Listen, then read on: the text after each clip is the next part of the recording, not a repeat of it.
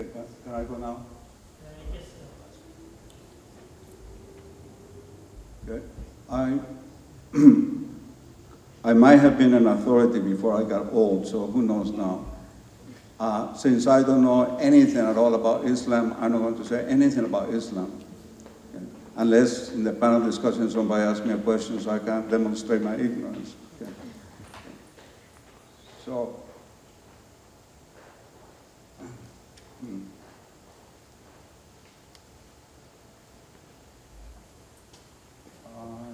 having trouble with this. Go on.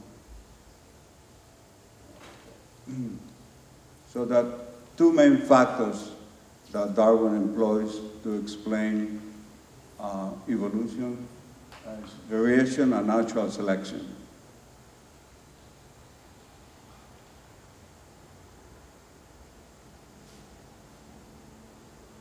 Well,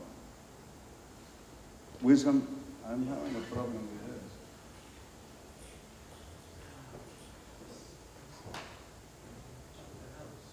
Where? Right hand left. Right hand left.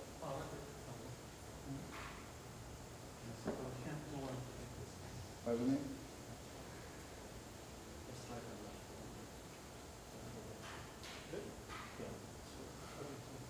Well, now we're going to overplay. Which one?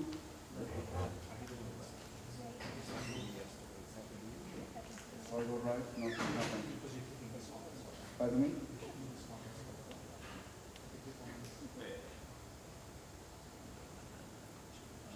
Touching nothing else?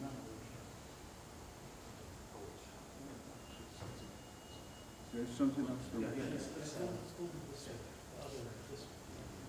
Which one?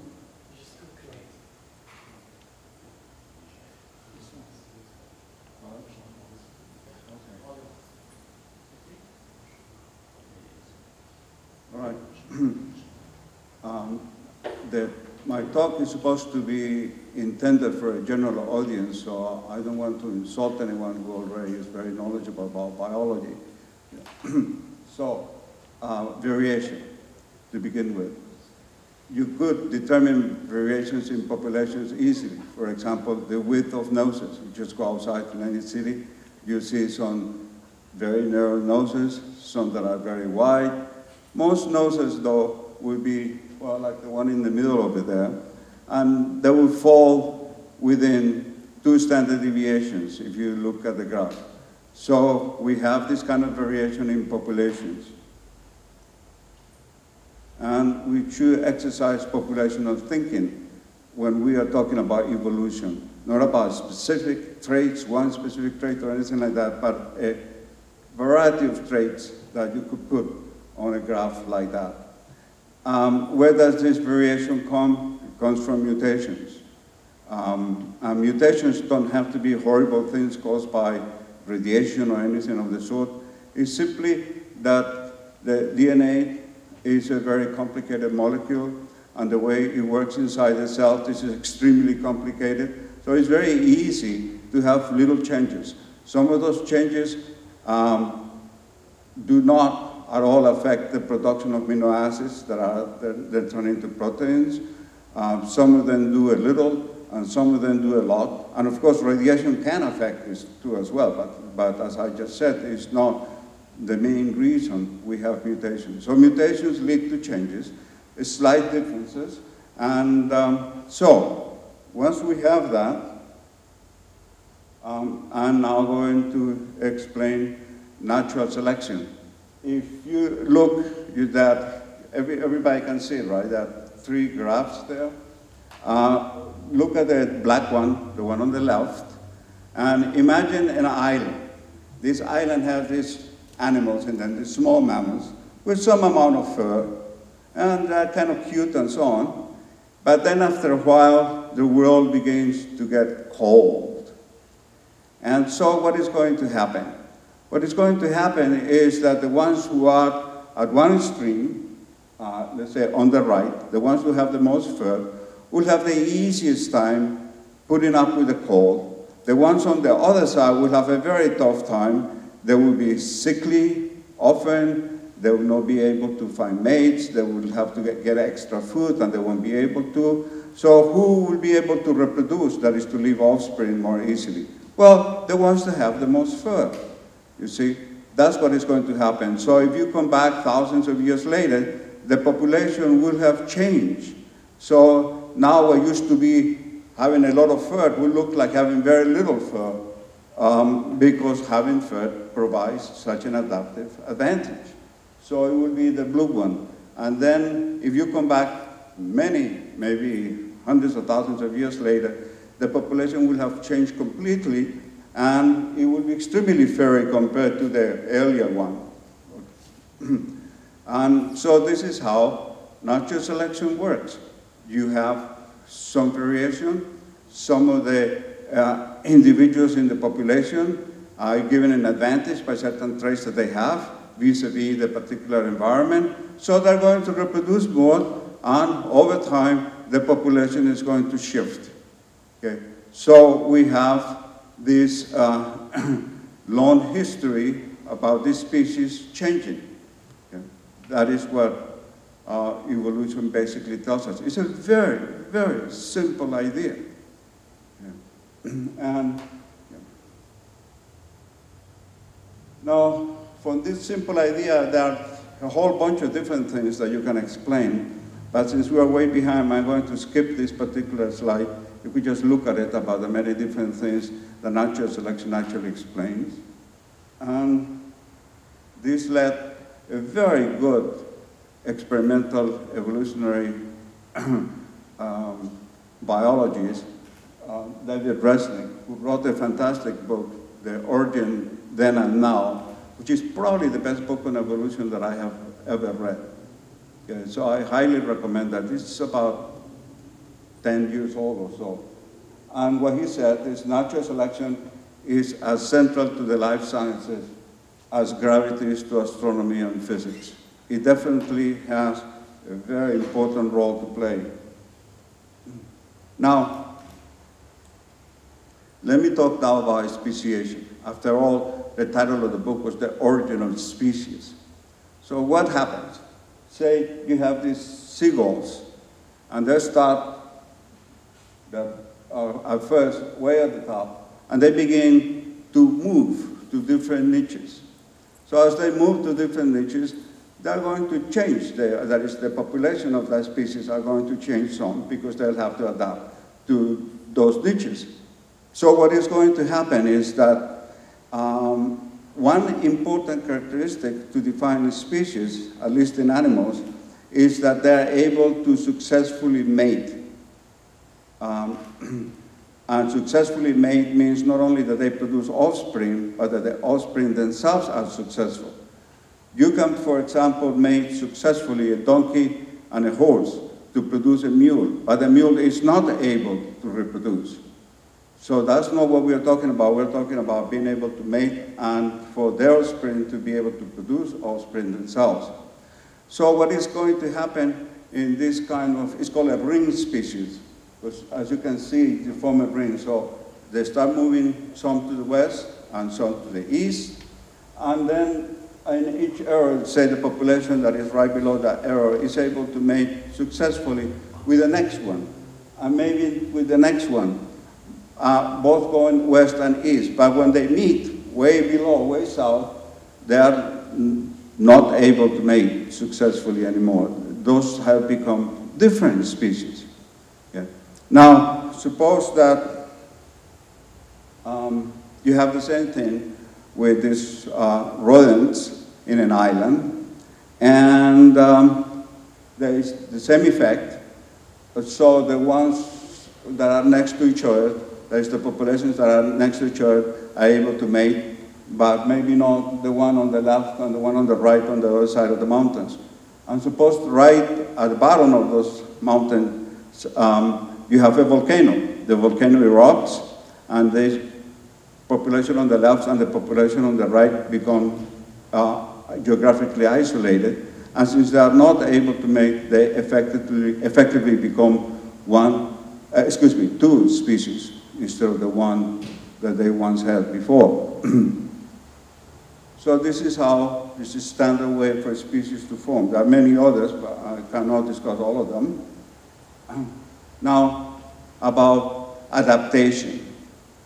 The woodpecker seems to be extremely well adapted, almost perfectly adapted, you could say, to his environment. Yeah. He has this extremely strong tongue. It's almost like a weapon, and it just goes and gets the insects and so on. Now, that seems terrific.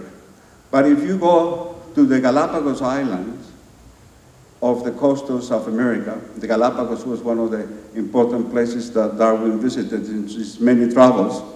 Well, if you go over there, you will find these finches. Finches are these little birds you see at the bottom. Can you see this at the bottom? Yeah. Okay. And they have become woodpeckers. They do not approach by any means the kind of perfect or almost perfect adaptation of a regular woodpecker. So what they actually do, these little finches, finches move from the continent of South America over to the Galapagos. They're probably carried by winds and so on. And once they were there, they had to eat something. So they ended up specializing different finches into different things.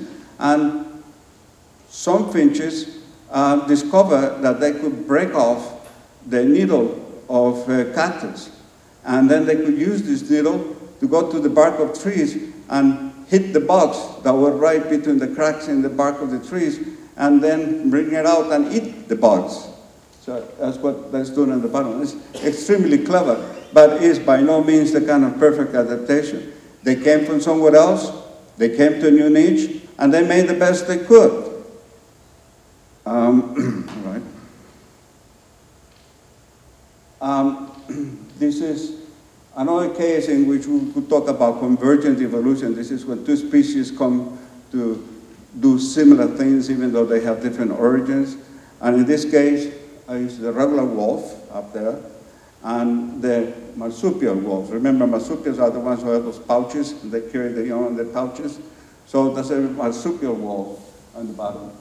That's one case of convergent adaptation. Why? They have very similar niches, so it was possible for an animal to become more and more adapted by acquiring those kinds of characteristics that allow it to survive best in that environment. Tanzania. Now, one question that is asked, well, how do we know that this really happened? I mean, that these things evolve. We just see them the way they are now. Well, there's standard ways. One of them is by paleontological record. There's we look at bones. Sometimes we get lucky and we actually get tissue, and we can actually even get the DNA out of the tissue of dinosaurs and who knows what. So we can investigate all sorts of things. So we could see what creatures were like before and they are not now. And the bone record we could see, or the fossils, we could see how they have been this sequence, with horses and with many other things. But that is an even nicer way because it's so much quicker. And for someone lazy like myself, that works just perfectly, you see. And that is to look for vestigial features. So, for example, the whale. You have been told that whales are mammals, that once upon a time the ancestors of the whales walked on Earth. How do we know? They don't have legs now. Ah, but they have the bones, you see, for the pelvis, for the femur and so on. And they don't use them for anything. They just keep them in. They're vestigials, just like memories of all times. That would make absolutely no sense unless Darwin was right. And here we could see how some of them actually have been adapted. So birds have wings that depend on an extension of the digital of the arm. And bats, which also fly, and that I suppose a case of convergent evolution as well, they use the hands. The hand has been turned into a wing. As you can see, those are the bones of the hand. And that's what it has become. So we could see, again, evolution at work here. Now, I was asked to address this question. We have never occurred to me, but apparently there are a lot of people who misunderstand evolution completely and ask this question. If we evolved from monkeys, why didn't the monkeys keep evolving too? So I'm going to address this question for the first time ever for me. Not ever for everyone, just for me, okay? First of all, we didn't evolve from monkeys. That's the first thing. Monkeys and apes evolved from a common ancestor. That was millions of years ago.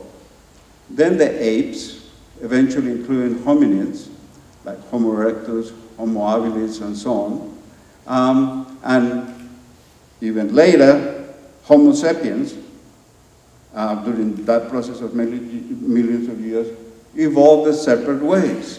This is what happens. And by the way, monkeys did keep evolving. They have changed a lot since several millions of years ago. They have taken over all sorts of niches. Some of them are extremely nasty creatures. I think most of them, okay? And if monkeys were as intelligent as we are, it would be terrible. They probably will have destroyed the world already. One thing that monkeys do in several of the species is when a new monkey becomes the top guy, the first thing that he does is kills all the babies. So the females stop lactating and will be available to him. That's the supposed explanation. But they sure are nasty to babies, you know, in cases like that. Okay.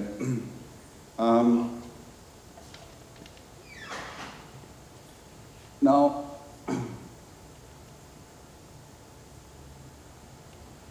we have to stop thinking that somehow the goal of evolution is perfection. Evolution doesn't produce any perfection. Darwin wrote someplace, I have to keep reminding myself, in evolution we should never say better and worse. Yeah. That was not his goal, that's not the work of his discipline.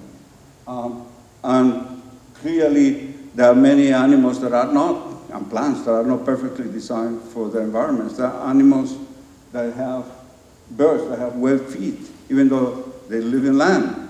Yeah. So organisms are modified so as to adapt to the new environment. As Francois Jacob said, evolution is a process of tinkering with what you already have, not of engineering according to some idea. That's how evolution is supposed to work. So the idea, well, I said that I wouldn't say anything about, but in religion in general, you know, the idea that somebody actually perfectly designed everything, we have so much evidence against it. Well, just look around. So evolution means change, adaptive change, not increasing perfection. Now, there's also this idea about the monkeys. Why didn't they keep getting smarter and brighter and bigger brains and so on? Well, characteristics are useful to some organisms at certain times, in certain niches, but not to all organisms, at all times, in all niches. So one of the most important traits that we have, apart from our brains, is the opposable thumb. It's made a huge difference in our adaptation to the world and our success as a species, the opposable thumb. So as I showed that, you know, you could grab tools, weapons, with an opposable thumb. All sorts of things that you can do. Cook, all kinds of stuff that will be very difficult without. Okay. Is it useful to a species? Actually, once upon a time, some horses had the equivalent of opposable thumbs. And what happened to those horses? Well, when they were running, that opposable thumb got caught in weeds and things like that, and the horse would fall down, break his legs, and so on. So what happened to that species of horses? It went extinct. That's what happened to it. And as for cockroaches, where would you have a cockroach? With a thumb. See?